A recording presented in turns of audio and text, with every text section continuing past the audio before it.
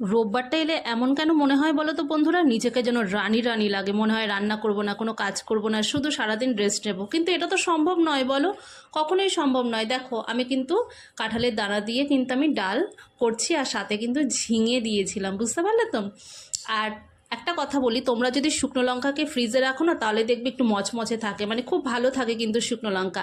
তো দেখো আমি কাঁঠালের দানা দিয়ে কিন্তু আমি ডাল করে নিয়েছিলাম। আচ্ছা, কাঁঠালের তোমরা দানা বলো না বিচি বলো, কোনটা বলো আমাকে একটু জানাবে তো কমেন্ট করে। আর দেখো তোমাদের সাথে কিন্তু গল্প করতে করতে আমার ঝিঙে আর কাঁঠালের দানা দিয়ে কিন্তু আমার ডাল, মুগ ডাল হয়ে গেল।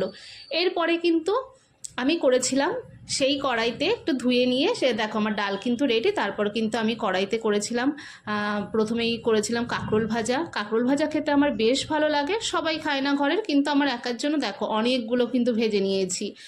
কাঁকরোল ভাজা রেডি হয়ে গেছে। আর যেহেতু ছোট ছোট করে গোল গোল আলু ছিল, সেই কারণে সেই আলুগুলো না আমি সেদ্ধ করে নিয়েছিলাম। সেদ্ধ করে আমি কুচি কুচি করে কাটিনি, জানো তো, কাটতে গেলে অনেকটা টাইম লাগবে, হাতে কোনো রকম আমি একটু ম্যাশ করে নিয়ে আমি কিন্তু ভেজে নিয়েছিলাম, এটা ছেলের জন্য। আর তার সাথে ছিল তোমার গিয়ে পটল ভাজা। আর রোববার, রোববার মানে তো মাংস হবেই, না হলে যেন মেনুটা যেন অসম্পূর্ণ থেকে যায়।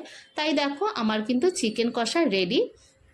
আমি একটু ঝোলঝোলি রেখেছি, কেননা আমার রাত্রেবেলা আবার খাওয়া হবে রুটি দিয়ে, সেই কারণেই কিন্তু আমার এই যে গোল গোল আলু দিয়ে কিন্তু আমার চিকেনের ঝোল রেডি। তা কেমন হয়েছে আজকের মেনুটা আমাকে অবশ্যই কমেন্ট করে জানাবে। আর দেখো রান্না হয়ে গেছে ঠিকই, কিন্তু আমার ডান বামে কিন্তু অনেক কাজ পড়ে রয়েছে এখনও। এই যে এখন এই যে বাসন মাজবো, বাসন মাজার পর কিন্তু